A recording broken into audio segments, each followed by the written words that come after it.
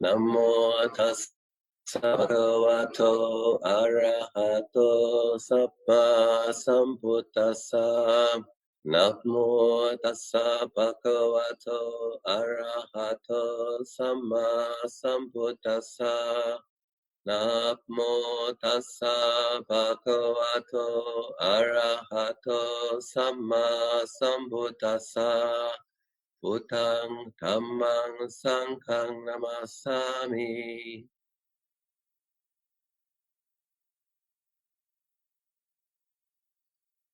So I've been requested to give some Dhamma reflection. I was actually sent a short list of possible subjects.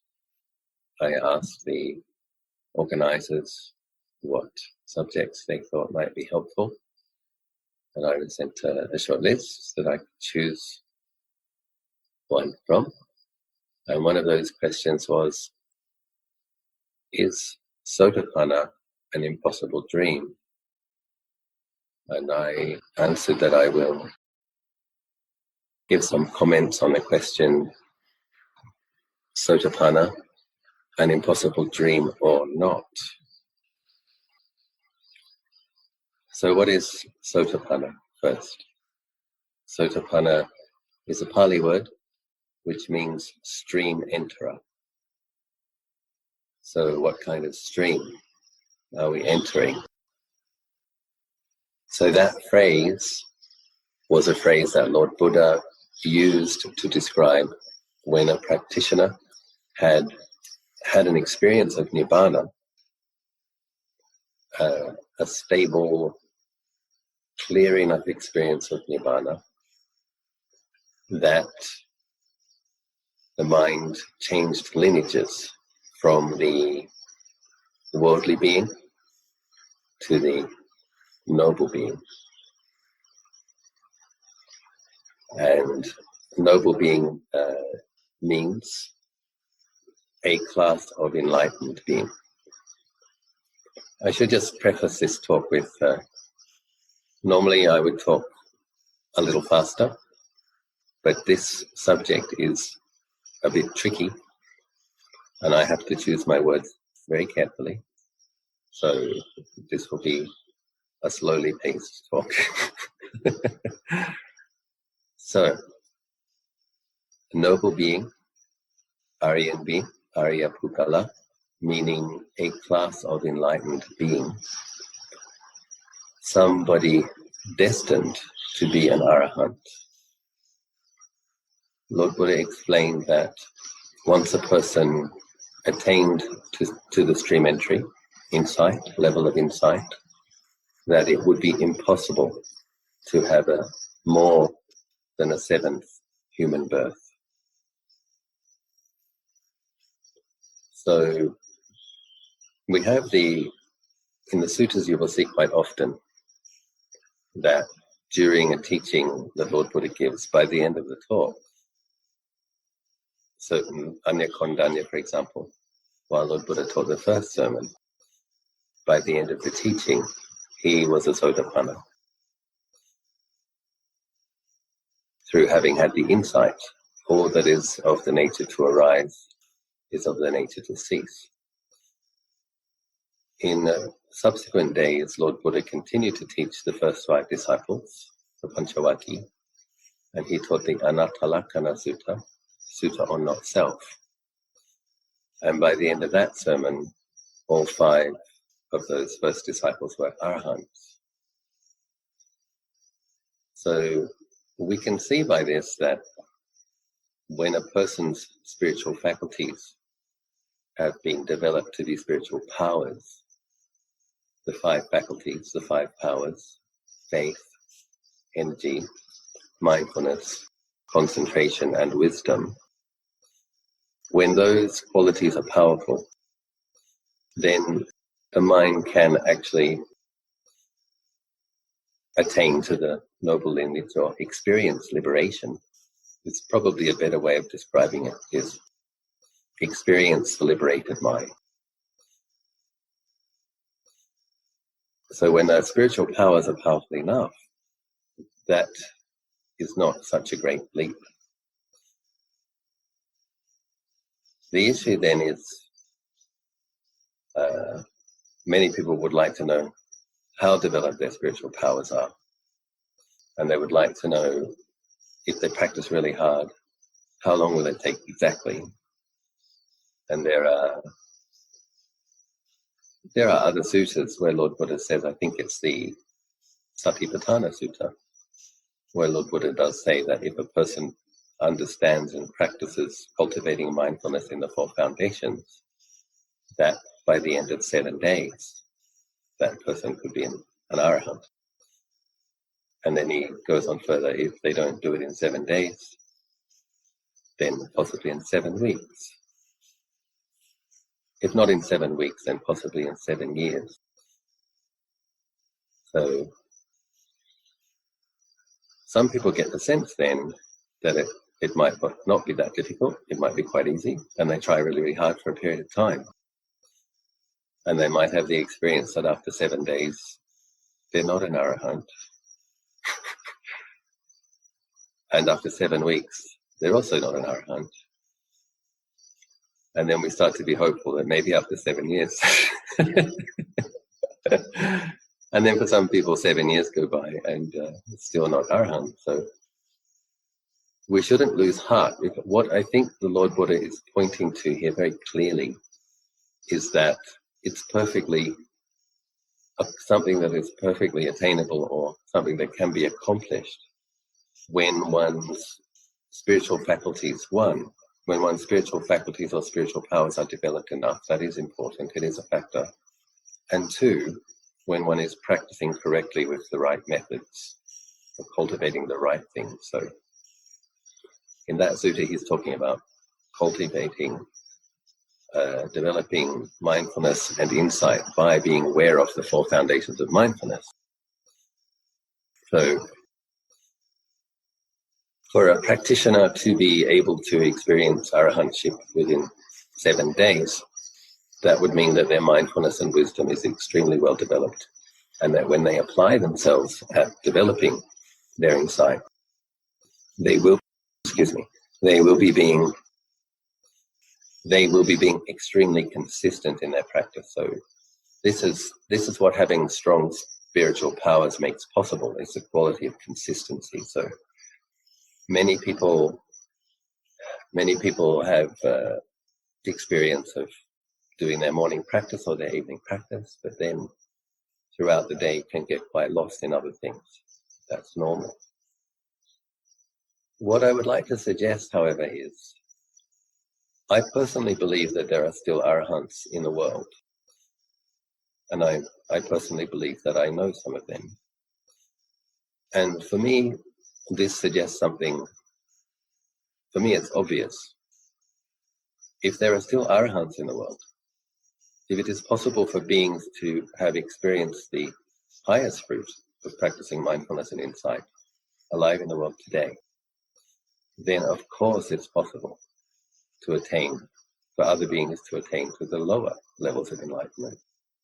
For me, that's that's the obvious sign. The enlightenment lineage, the living enlightenment practice, tradition, and lineage still has realized beings. So yes, sotapanna is possible. There are other phrases that come up in suttas. One very short teaching, one of my favorite teachings. Luminous is the mind. It is darkened by adventitious kilesa. Luminous is the mind.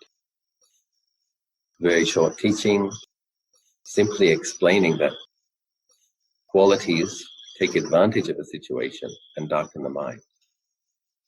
But the nature of the mind itself is something that can be purified. Those dark qualities can be eradicated.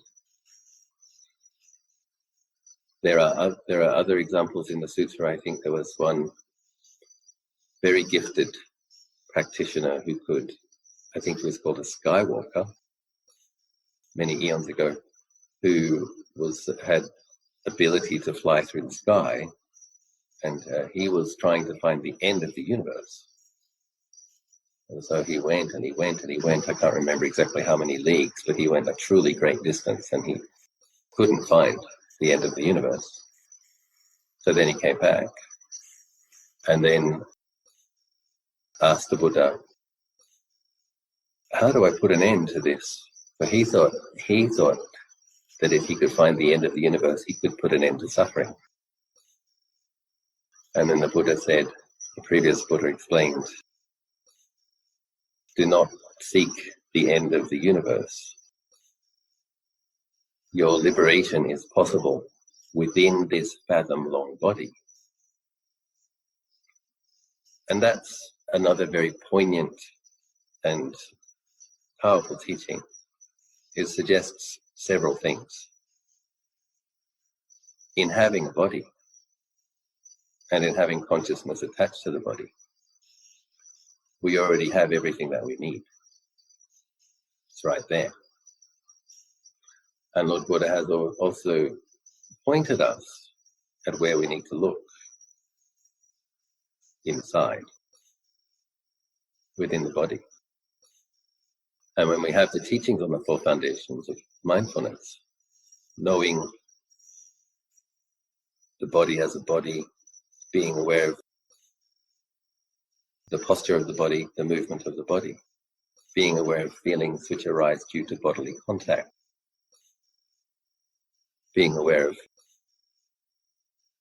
emotions, etc., mind objects, and then being aware of dhammas, wholesome, neutral, unwholesome, knowing the texture and quality of the mind. But it is within this area, around this body, is where the insight that will liberate you from having to have bodies. That's where it occurs. With regards to the question, is stream entry possible? So I think in considering in these ways, it definitely is. The next question, I suppose, is stream entry probable? That's a different question. And a lot will depend upon two different things, three things.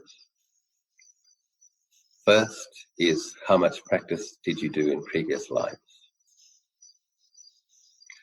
Second, do you have the correct methods?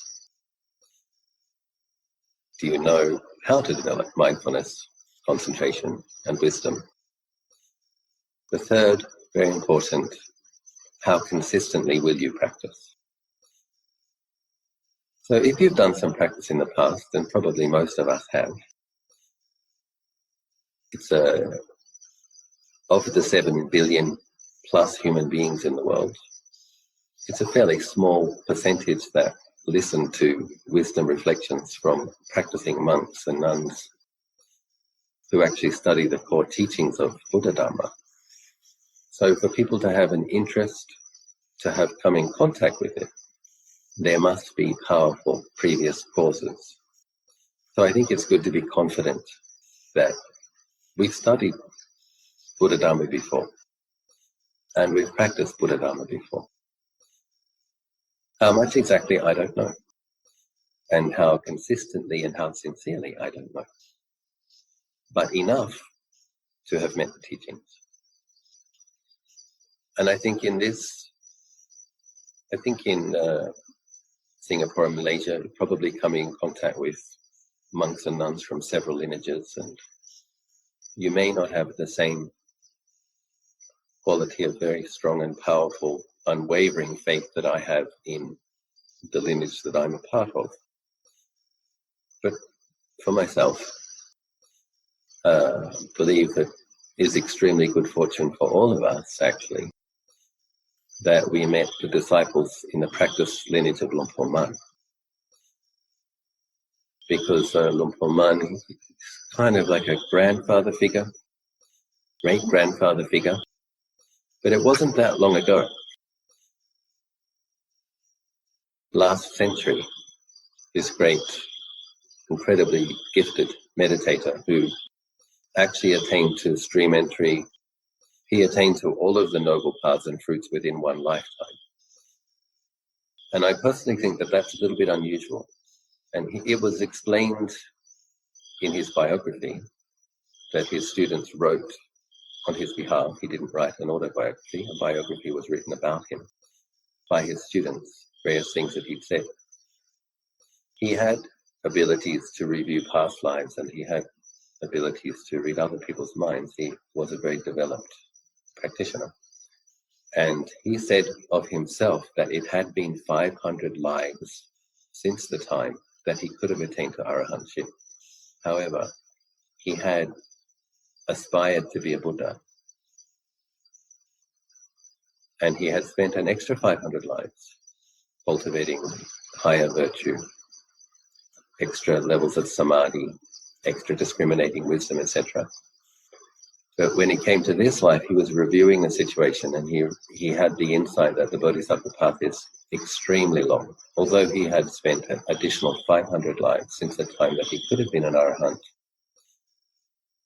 there was still an extremely long way to go. He felt that he'd only come a very small way, and so he resolved that he would actually relinquish the aspiration to be a Buddha, and he would intend to put an end to defilement in that life. And he did. And fortunately, he had enough disciples who wrote down the details for these his incredible efforts. So, and then we have Lumpur Cha. Lumpur Cha didn't spend very long with Lumpur Man,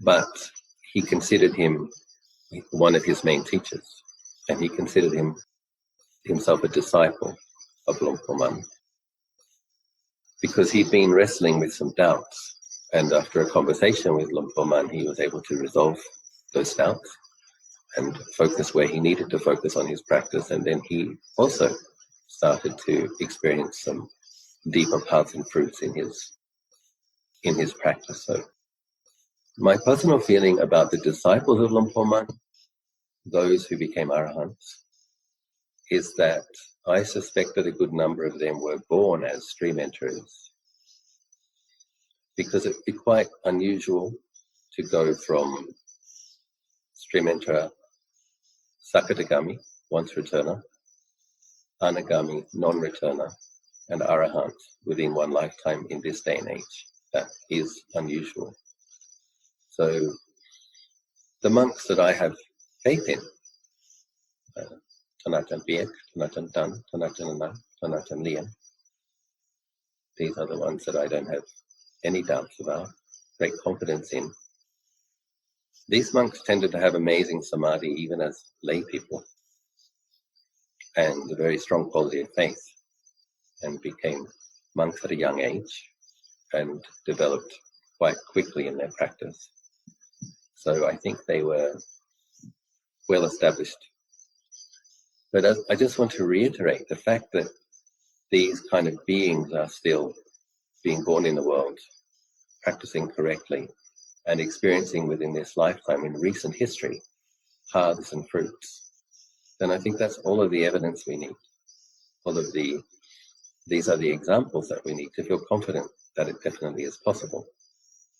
And then our particular good fortune is, I know somebody who lived and trained with Lumpur Cha. Lumpur Cha lived and trained with Lumpur Man and other great monks, Lumpur Sao, Lumpur Kinari. And so this enlightenment lineage, we know people who are part of that, living examples. And so the teachings that they are telling you will work, and the practices that they are telling you will work, are the teachings and the practices that worked for them. So we can derive great confidence from this. And then it's just nice to point you in the direction of these monks, because these are the ones that I have confidence in the enlightenment lineage of Lumpur Man, very well practiced, very good understanding, And I had the good fortune of being quite close to Kanachananan, spending 5 rainy season retreats with him. I'm still quite close with him. And we're very fortunate in as much as Kanachan is very energetic with his teaching and very encouraging with his teaching. Even though he's 67 years old, he still has a lot of energy, a lot of compassion, and a lot of interest in helping to train people. So the teachers are there, the teachings are there, the examples of enlightened beings are still there. So what remains then is for us to maintain a consistent effort with focus. So if we were talking about the possibility of stream entry, yes, it's possible. Then we're talking about the probability. So what can we do? It's a good question.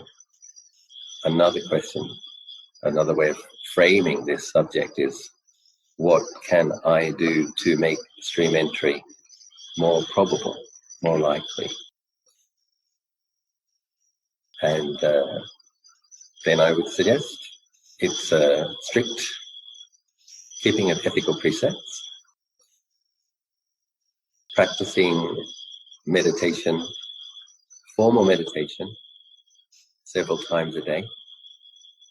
The formal meditation time is the time when you sharpen your mindfulness and your wisdom so that you can bring it into your day and be mindful in all postures and develop a different kind of wisdom in your more ordinary daily life.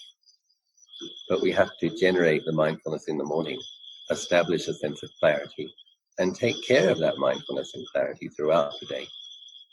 Because if you establish a little bit of clarity in the morning, but then you darken the mind and experience a lot of cloudedness and darkness throughout the day, you've taken one step forward and one step back. And you can see that that won't really get you very far. However, if you generate some clarity in the morning, and then you generate more clarity at the end of the day, and if you do that every day, then the power of, I'm using the word clarity, presence of mind, that's what mindfulness with clear comprehension is. You generate a sense of presence of mind, you generate a sense of clarity by dropping the things which cloud the mind, the 5 hindrances. So we have to do this, we have to engage in an energetic practice that helps bring the power of clarity and presence of mind to have more power than the power of darkness and confusion. Kanachanananda says that the 8-spoked Dharma wheel, the eightfold path, the symbol of the eightfold path, is actually something which turns in the mind. It's not a picture, it's not a list, it's a list of qualities that function, path factors. When the path factors are functioning, they're turning in the mind, they are literally destroying greed, hatred, and delusion. They're grinding them up. But when the path factors aren't functioning in the mind, the greed, hatred, and delusion are actually destroying the path factors. So this is why getting ahead in practice requires consistency. We really do need to be consistent. And I think the best approach to have is one of slowly but steadily increasing and not allowing for a falling back. So you can't, sometimes people, they have these kind of fits and starts, bursts of energy and then periods of laziness. And we all know by now that that doesn't get us anywhere. And I think it was probably a much better strategy. If you're doing a 45-minute sit now, then you determine that you will add, if you're doing 45 minutes in the morning, you will add 15 minutes before you sleep. It's not that hard to do. Or if you're doing 45 minutes before you sleep, you will add 15 minutes before you go to work or do what you do in the day. Once you've established that for a few months, you extend your 15 minutes to a half an hour. So now you're doing 45 minutes in the morning, a half an hour in the evening. And just be absolutely determined. You're not giving it 1 minute. You're not going to let laziness or greed, hatred, and delusion to wrestle this out of your grasp. You are only going to increase. Obviously, if there's traveling, sickness, an occasional exception, okay. but a general standard is that you're going to do more practice. Once you've established that, perhaps you do that for a year. Then my suggestion would be 45 minutes, and add an afternoon period as well, if you can.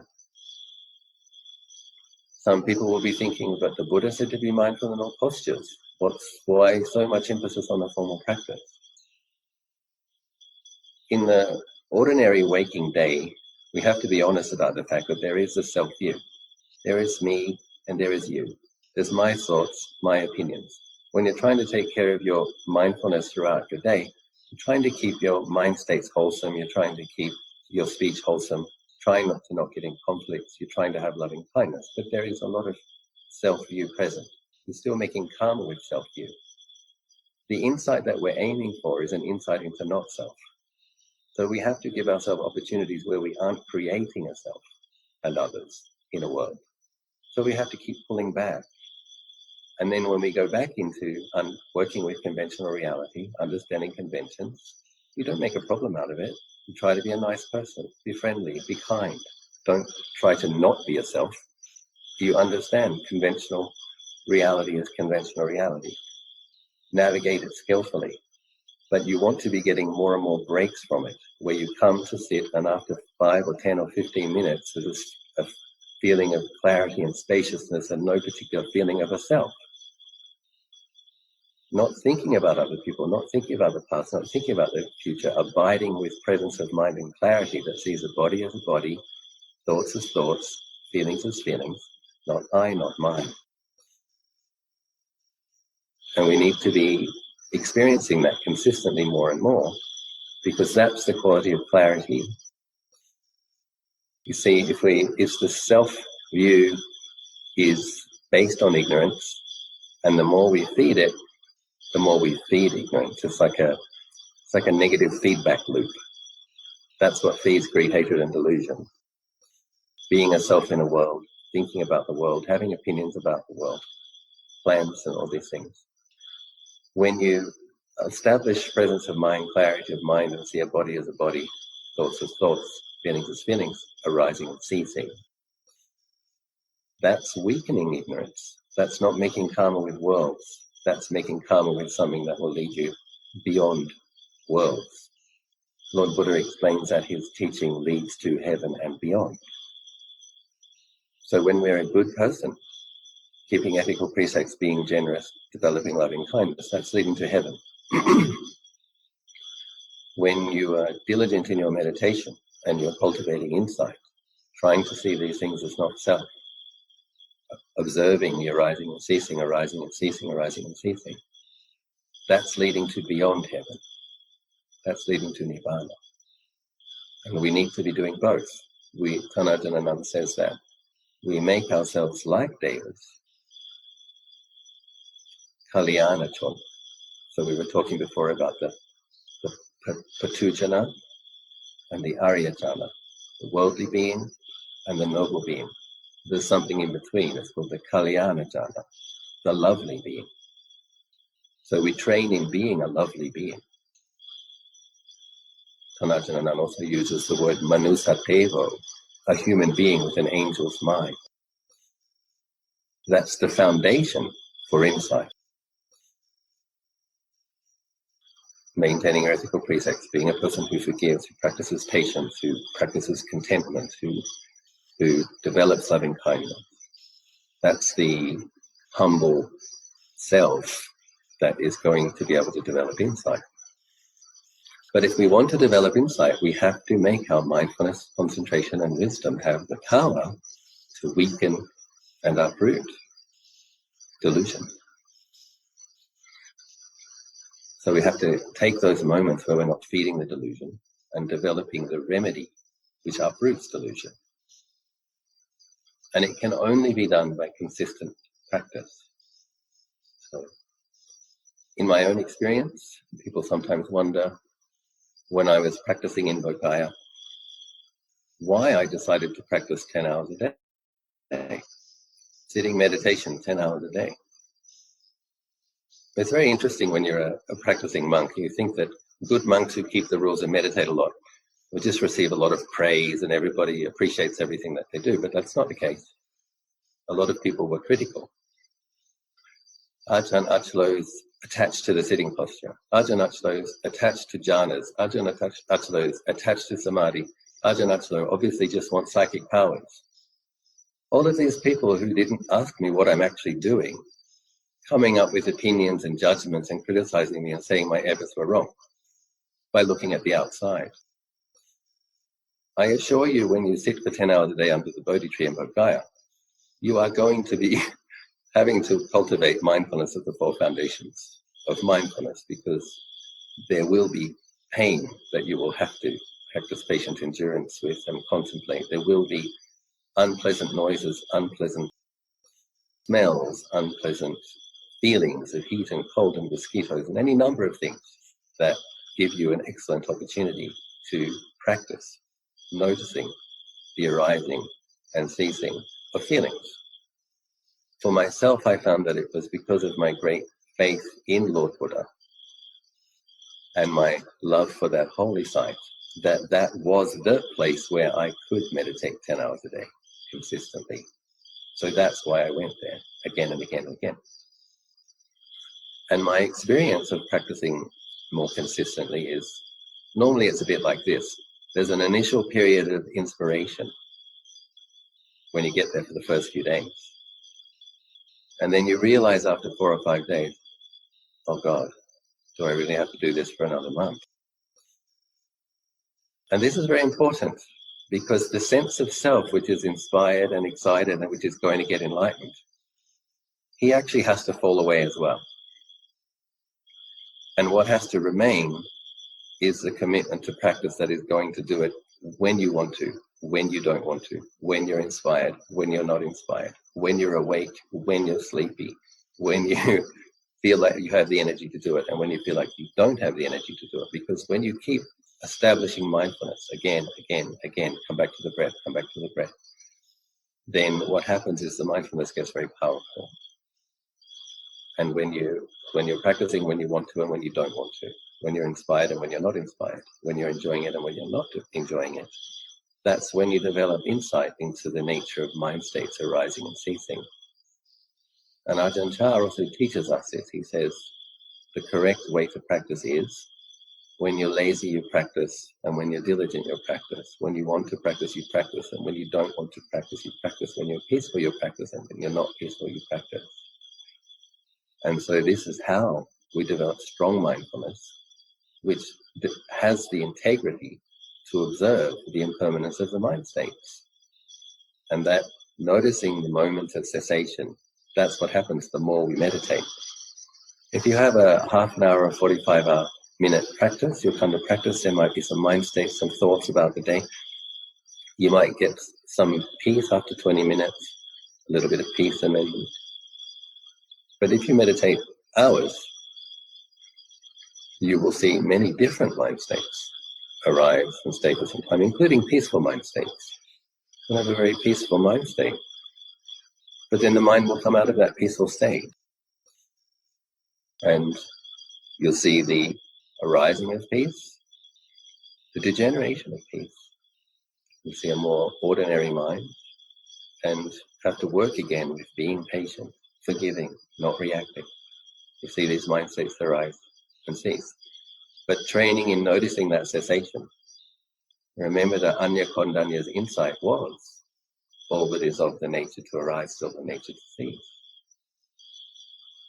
When Asaji was going for alms, and Sariputta, I believe it was,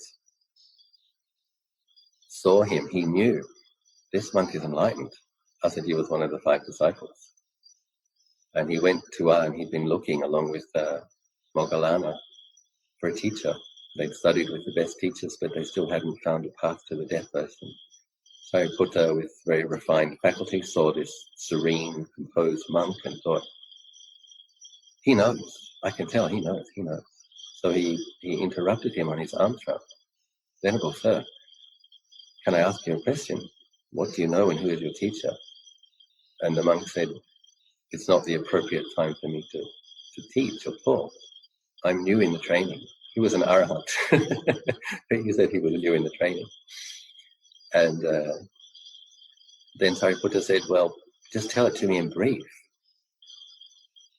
And then Anasaji said, I might not get it completely right, but the general gist was, Lord has taught of those conditions which have the nature to arise,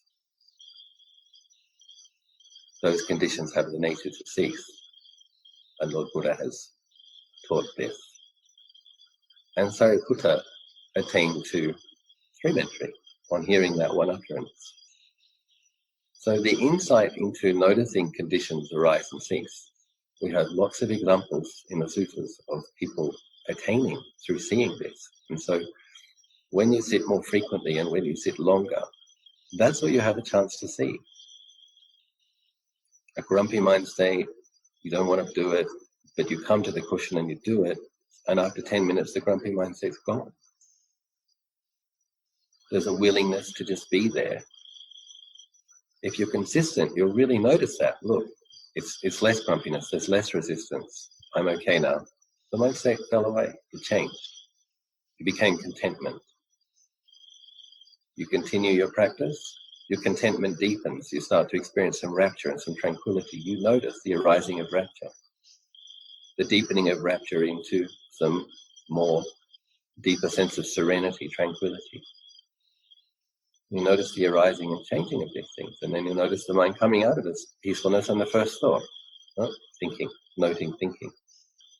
You see these things, and when we have a consistent practice, meditating a couple of times a day, that's what gives the mindfulness the integrity, a little bit of samadhi there, to be able to be an eye in the storm that notices arising and ceasing, arising and ceasing. Most people will experience genuine insight, deep level of insight on these meditation retreats.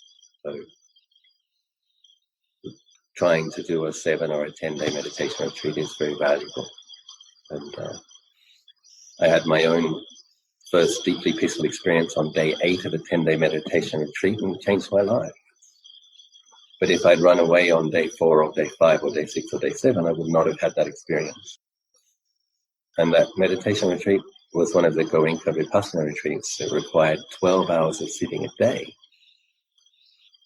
But on day 8, there was a significant result, which changed my life. Mr. Goenkaji said, if you want the results of meditation, it's like anything. Athletes train, performers train, rehearse. Meditators have to train. You should meditate an hour in the morning, an hour at night. So I was 21 when I did that retreat. So I did that for a couple of months, an hour in the morning, an hour at night. Then it became an hour a day after 6 months, and then it became 45 minutes, and then it became 20 minutes. So that's normal, is the resolve fades and the hindrances get in thicker again and the faith wanes a bit. So we have to recognize that, and then we need to get ourselves to a situation where we, recharge it all. You have to kind of claw back the territory in a way. Whatever ignorance and restlessness and laziness and distraction stole from you, you have to claw it back with determined effort. So yes, stream entry is possible. We have to make it probable with consistent, diligent effort, cultivating the 4 foundations of mindfulness. Try to do your retreats, try to do your daily practice, try to increase gently but steadily, rather than having inspired spurts and lazy spurts. Increase by 5 minutes. Next month, increase another 5 minutes. Next month, increase another 5 minutes. And be really determined. Not going to give those minutes back to Mara. These Buddhas are off. These minutes are offered to the Buddha.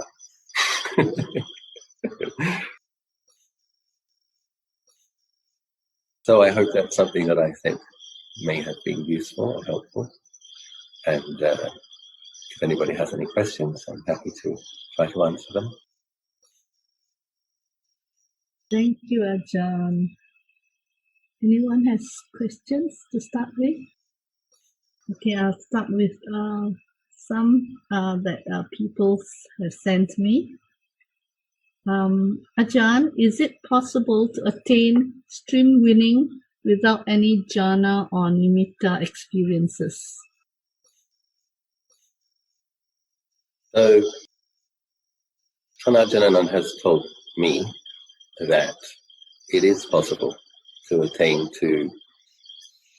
The way it usually goes for people who don't have the same level of parami as Anya Kondanya or Assaji or Sariputta, the way it usually goes is a person will have a vipassana jnana, an insight knowledge.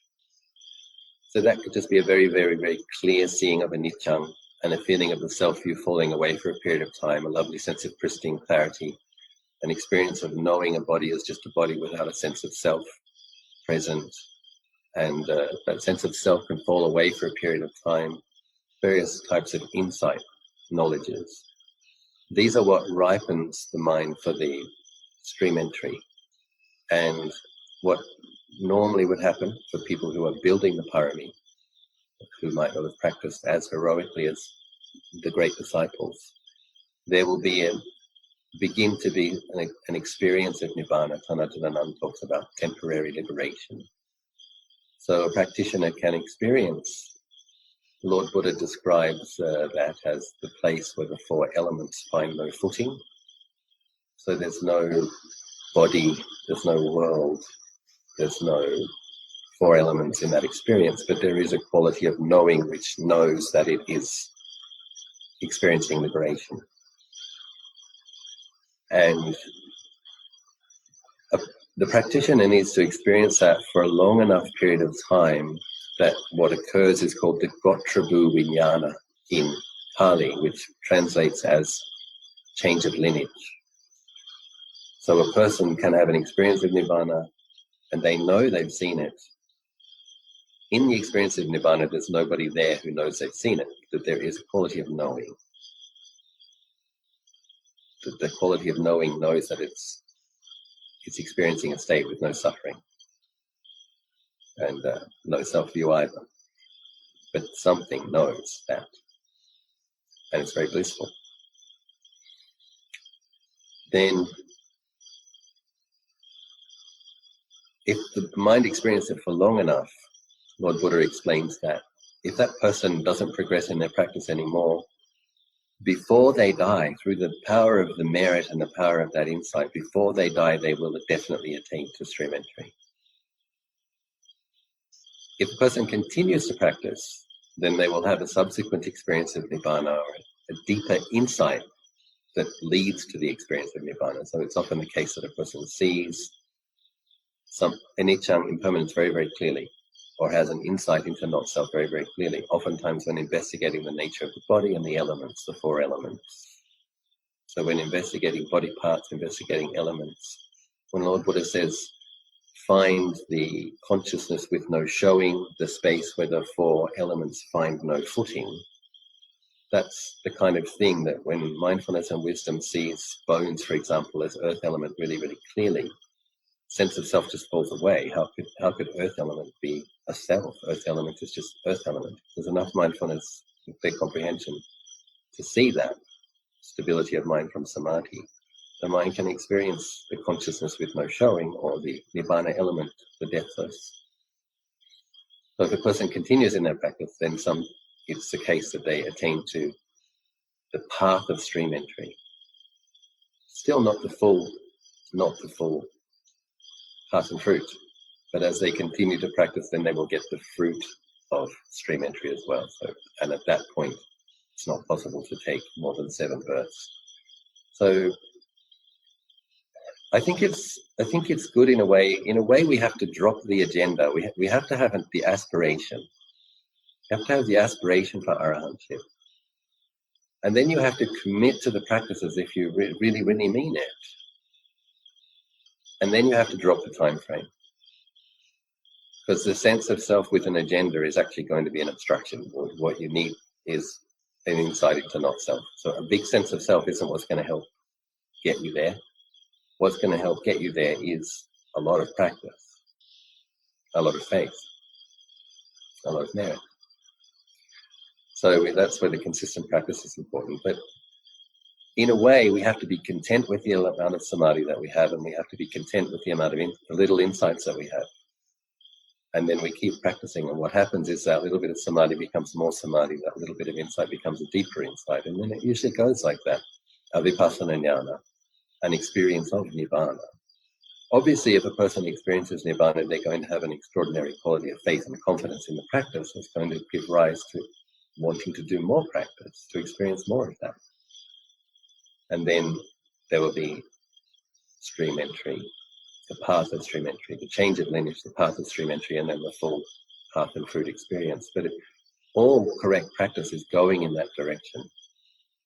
But Ajahn does say that if a person has consistent upacara samadhi, so suppose samadhi is here, the jhana samadhi is here. Ajahn says if a person is getting close to it consistently and contemplating correctly, they definitely can have the stream entry experience. But one does have to bring the mind to that upacara, touching on jhana state quite frequently. That's what's going to give the mindfulness and concentration the power to cut through the ignorance and have those insights. And Ajahn also said that after stream entry, jhana will not be difficult. So much delusion fell away from the mind in that experience, and there's so much love and deep faith and respect for Dhamma that the mind inclines towards pure and peaceful states. Thank you, Ajahn. So just now you mentioned that some of them attain stream entry at their deathbed. So is that through practice or just normal, if they don't practice? Do they still... I think the kind of people that could have an experience of having a deepening insight during the death experience are the people who had some insight already. So it's if you've had the change of lineage, temporary experience of nibbana, then that's the kind of person that when they're dying, that insight will deepen, keeping in mind that oftentimes when people die, they are going to have an excellent opportunity to observe arising and ceasing. You're kind of oftentimes just stuck on a bed motionless, most people, and all sorts of feelings, and you have a lot of chance to practice. And then if the mindfulness and wisdom is sharp, as the mind has to leave the body, the person is going to notice very significant changes. I think the way it has to happen is you actually letting go of the earth element, the water element, the wind element, the fire element. Yeah. The experience of the mind doing that, it will notice this is different, this is changing, this is a big change that's occurring. And if we're really paying attention, it's a very, very ripe situation for developing insight. But if we have to have made the kammas, what I was talking about earlier about committing to 2 sessions of practice, and then later on when you can committing to 3 sessions of practice, we have to have made a really deep commitment to practice, because that's the attitude, that's the habit that will need to be brought to that experience. Probably most people's experience of death is, I don't want to die, I don't want to die, I don't want to die, I don't want to die. And, this is painful, I don't like pain, I don't like pain, I don't like pain. There's just a huge amount of aversion and resistance. Very difficult to attain to stream entry with a big sense of self full of aversion. So this is, again, one of the benefits of sitting longer sessions, is because you have to sit with painful feelings. And if you sit with painful feelings, you develop some patient endurance with pain and develop some capacity to separate that which knows feelings from the feeling without getting irritated and aversive towards them. Incredibly helpful investment to developing insight and having a peaceful death, because oftentimes there's a lot of pain associated with dying, but not always. If people have very supportive merits, I have heard of some very serene and inspiring deaths. How do we attain stream winning when we are so busy with our day jobs? I think it is a matter of prioritizing, isn't it? So yes, I think people are very busy with their day jobs, but you can have a look at how you spend your time and be really, really honest. I think your iPad or your iPhone will tell you how many hours you spent each day on it. And that's a really good thing to have a look at. oh, I feel like I don't have time to meditate, but my iPad is telling me I spent 6 hours on it today. You might have a little bit of a clue there as to how you might better manage your time. So yes, people are busy, but it's a matter of priorities. Human beings, when they really decide to do something, are capable of quite extraordinary focus.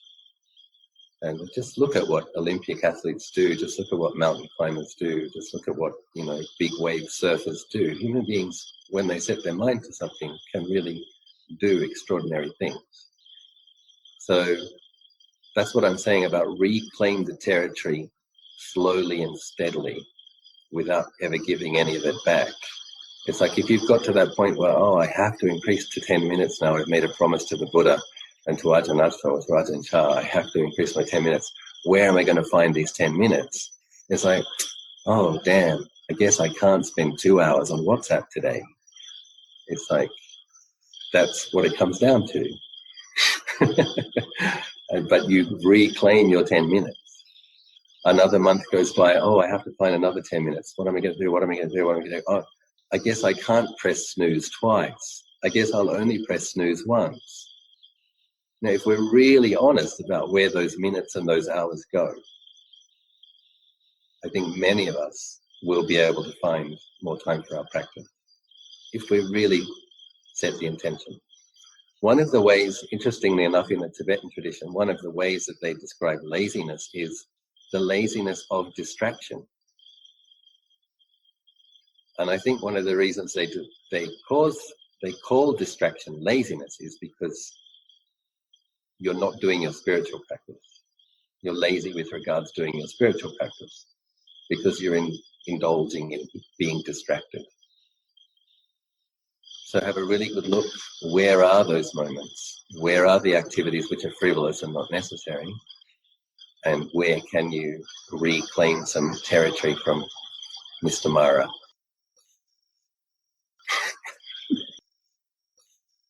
Anyone on the floor would like to ask any questions before I have a few more here, but anyone?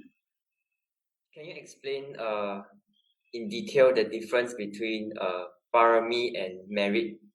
Because from what I understand, merit translates to things like happiness, good conditions, or pleasant feelings.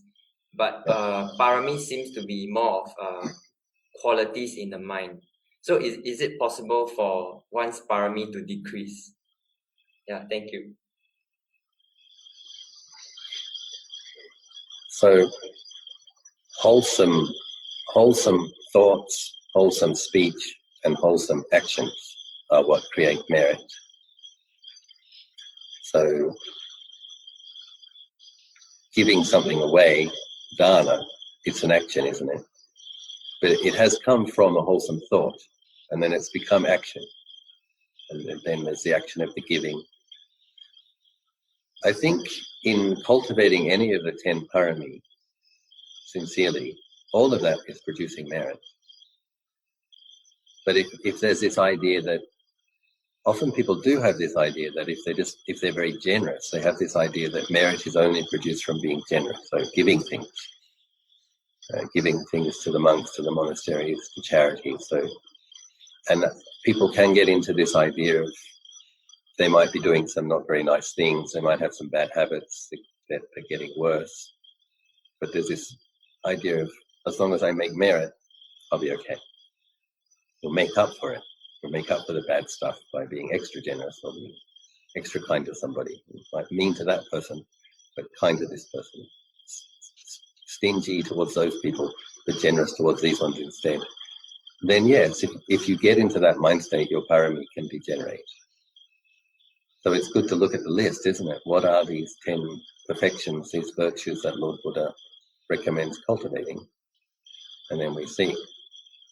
And the precepts, obviously. So when we break a precept, it's a good, that's a good standard, isn't it? That's a simple way to understand it. When you break a precept, you've made some bad karma. So if you're being generous but you're not keeping your precepts, then your parami is degenerating.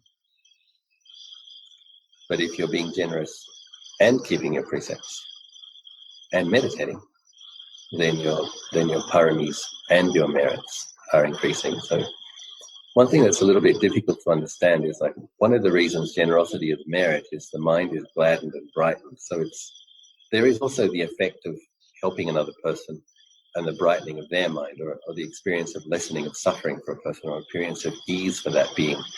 You give the monks the requisites, they can eat for the day, they're not going to have to deal with hunger. You give the monks a robe, they're not experiencing mosquito bites or scratches or these kind of things. And so when we keep our ethical precepts, the mind becomes even more brighter. And it's a hard thing to measure, but that's apparently what's producing the merit, is the more brightness that you allow your mind to shine with, that's producing merit on a different level of karma. So Lord Buddha explains that the mental cultivation produces more merit than the generosity. It's a different type of merit, and the type of merit that comes from mental cultivation is precisely the type of merit that's going to ripen as having insights, having opportunities to practice, meeting teachers and teachings. So we have to have a look, don't we? We have to have a look. What are those 10 parami? We have to have a look. Am I keeping my precepts? We have to have a look. Am I making kind of deals with the Buddha and with Mara? I'll allow myself this because I'll do that. It's like be mean to some people, be stingy to some people, steal from other people, and put someone else out of business and become a monopoly so that you can make a lot of merit with the monks. That might, what will happen is that the bad karma will have the bad things that you do will have negative vipaka, and the good things that you do will have positive vipaka. You don't get out of it, but if you make good karma, what will happen is when you have challenges, other supportive conditions will come to help you through the challenges.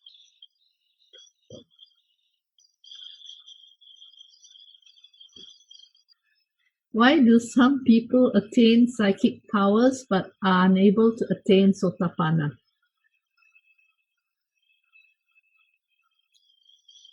I would prefer it if you could give me the example of a person. So it's a kind of a general statement, like which person and what kind of psychic powers. So which individual. It is possible, of course, if a person has, so my understanding of the abhinya, those psychic powers, is the fourth jhana is the standard for having dependable psychic powers. So it's possible that if a person has the fourth jhana but has not become a stream enterer, they can recollect past lives, read other people's minds, etc. But some of their visions will not be accurate. Only a Buddha's psychic powers are perfectly dependable. So if a person attains to the enlightened state, then the visions and the psychic powers there's much less cloudedness or darkness or ignorance affecting it, so it's much more accurate. But even among the enlightened beings, there's some margin of error. Only a Buddha is 100% accurate with his psychic powers. But yes, if a person has a gift with samadhi, it's quite possible. And if a person has that kind of gift with samadhi, it might be the case that they have some kind of long-term aspiration to be a great disciple, to be a Buddha, to be a monk with full psychic powers, because those kind of aspirations take longer, more lifetimes. Thank you, Ajahn. Another question is, can people from other religions who meditate attain stream winning? I mean, it depends. Let's say yes. People practicing other religions, can they attain stream entry? Yes, if they're contemplating either impermanence, unsatisfactoriness, or not self, because it'll be an insight into one of the three characteristics that will lead to that.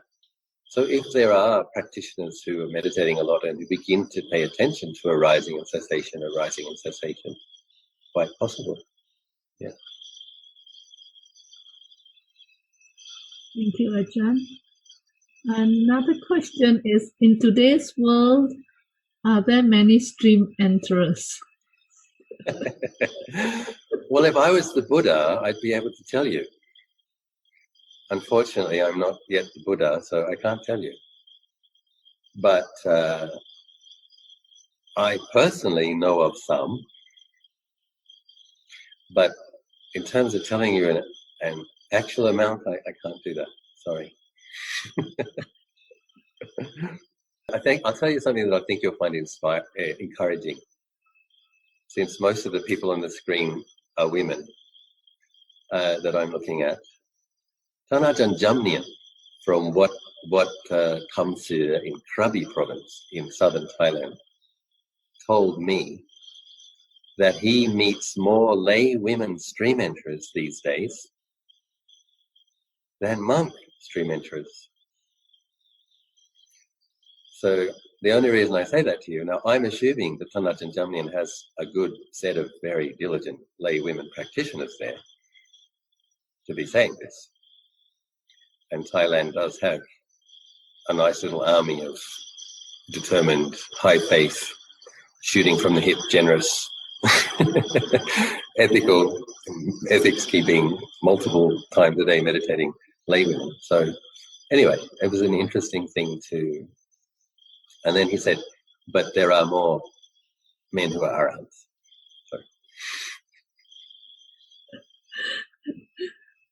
That's a good one, Ajahn. Stream entry is faith does play another large factor, and women do have a capacity to have a very fully embodied heart-like quality of faith, and faith gives rise to a lot of energy. So if a woman knows how to channel her faith into a lot of energetic, consistent practice, then yeah, there's a lot of energy there.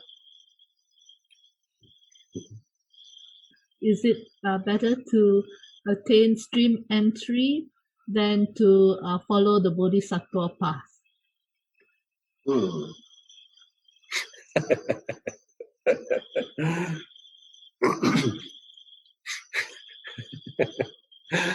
That's a trick question. Let me have a sip of water while I consider.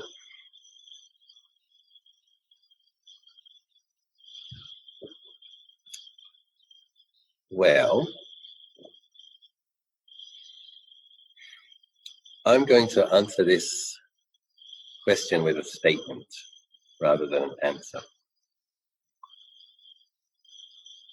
Understanding that the Bodhisattva path is longer, harder. If you are the type of person who is already practicing extremely diligently, more diligent than anyone else that you know, then for you, perhaps the Bodhisattva path is best, because you will help many, many people. But if you say that you're a Bodhisattva practitioner so that you can feel like you're not in a hurry, you have millions more lives, there's no hurry, that's not going to work. And you better aspire to arahantship.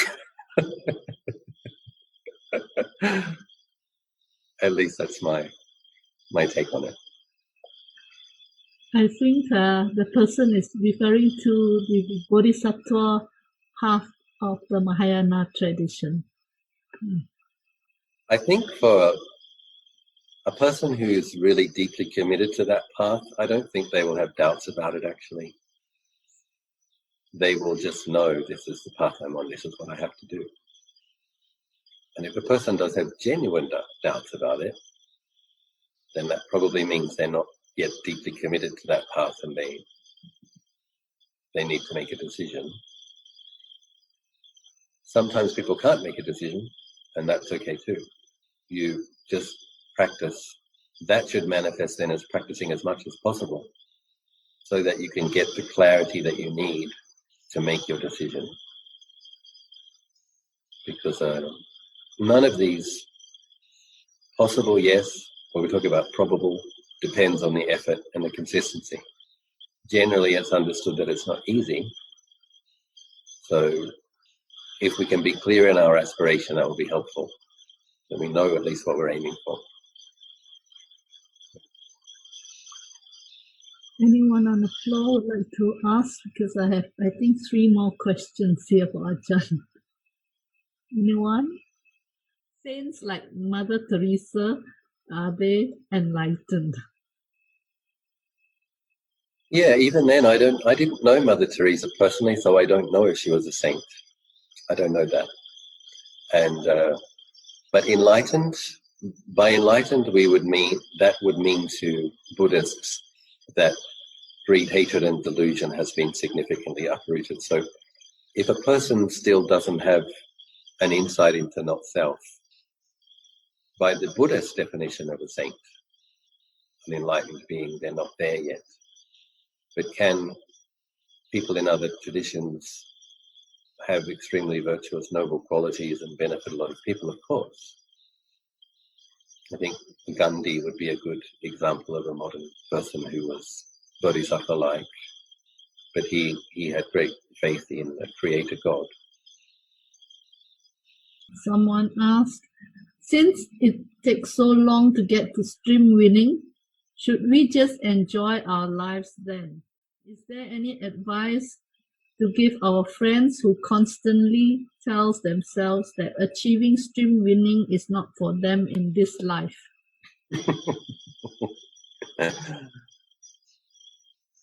So, since stream entry seems to take a long time, essentially should we just give up and try to enjoy our life? So, I actually think it's a fair enough question to ask if you only had this life. What you need to understand is that the Bodhisattva path, as we were talking about, is millions of lives long. Seems like a very long time. If you don't ever get around to sowing the causes for your liberation, you might not be on the Bodhisattva path, but you're going to have more than millions of lives. So it's not the case that it's just this life and that's too hard, so I'll just go with death when death comes and I won't bother trying to become a saint. After death comes rebirth, old age, sickness and death, old age, sickness and death, birth, old age, sickness, death, birth, old age, sickness, death, birth, old age, sickness and death. So that person has to ask themselves, how many more times do you want to be born? How many more times do you want the first day of school? How many more times do you want mumps, measles, diarrhea, colds, flus? How many more times do you want to live with parents, one of them breaks up with the other? How many more times do you want to go through adolescence fighting with your parents? How many more times do you want to have an arranged marriage, since that's the norm in the world? How many more times do you want to have debilitating diseases? How many more times do you want to experience war, famine, separation from the loved, association with the disliked? Your karmic enemies, the people who hate you, how many more times do you want to get in conflicts with them? And so, yeah, if never-ending birth, old age, sickness and death, association with the disliked and separation from the liked is something that you think you might enjoy, then yeah, no need to practice. But if never-ending birth, old age, sickness and death, separation from the loved and association with the disliked isn't something that you want to experience for eternity, then you have to start sowing the causes now. Ajahn, how extensive is kamma and its results? If all kamma comes from intention, then how about pressing lift buttons and other daily acts? All these stem from intention. Do these innocent acts generate kamma? Yeah, they do. So you have wholesome karma, unwholesome karma, and neutral karma. So doing things like pressing a lift button is probably generating neutral karma.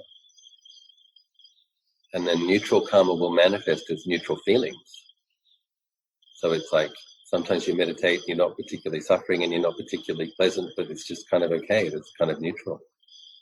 So your neutral, all of your neutral actions will manifest as somewhat neutral feelings. And how extensive is it? Yes, everything you think, everything you say, everything you do is creating karma. And that's why if we can get conscious of that and consciously develop wholesome karma, Lord Buddha explains that punya is synonymous with happiness. You will experience conditions which are conducive to experiencing happiness.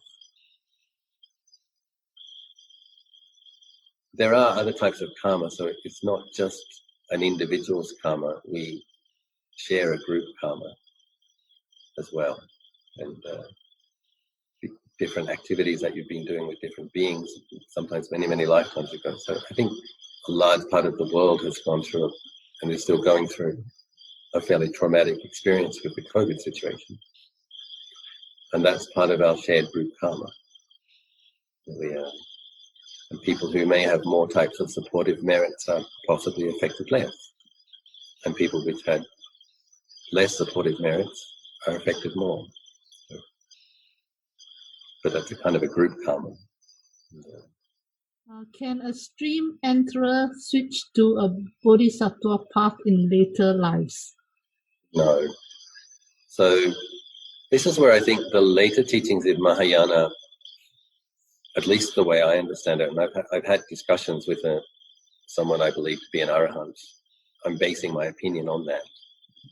So the way that a person becomes an arahant is by letting go of their attachment to conditions.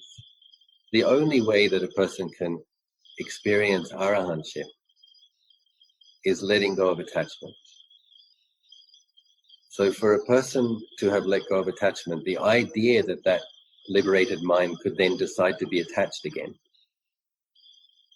it's the arahant who I discussed this with said, I understand the bodhisattvas, but they don't understand me. So he understood that a bodhisattva might practice similar practices for longer, the only remaining attachment being concern for the well-being of others. That's the only attachment a genuine bodhisattva has.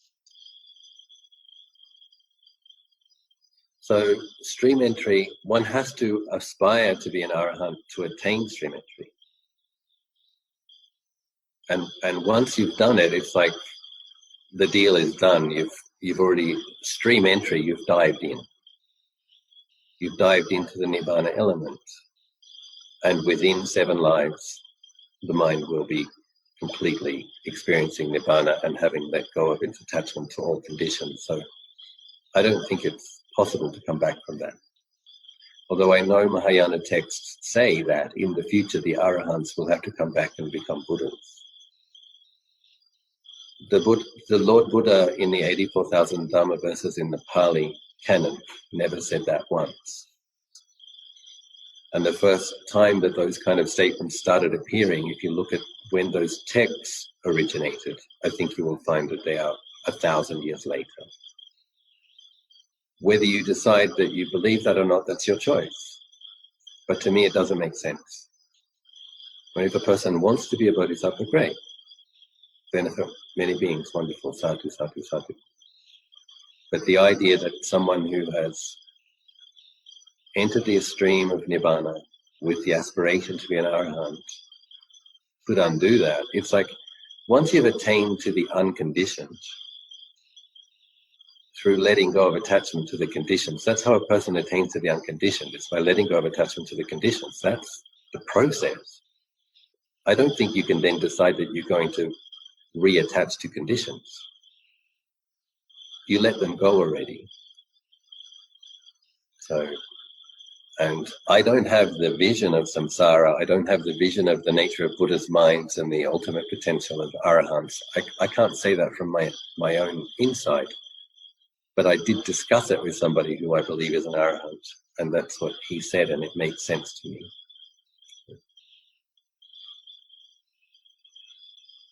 Thank you, Ajahn. I wish you all the best in your mental cultivation. Thank you, Ajahn. Good night, Ajahn. Okay. Thank you, Ajahn. Okay, yeah. Thank you for the encouragement. Thank you.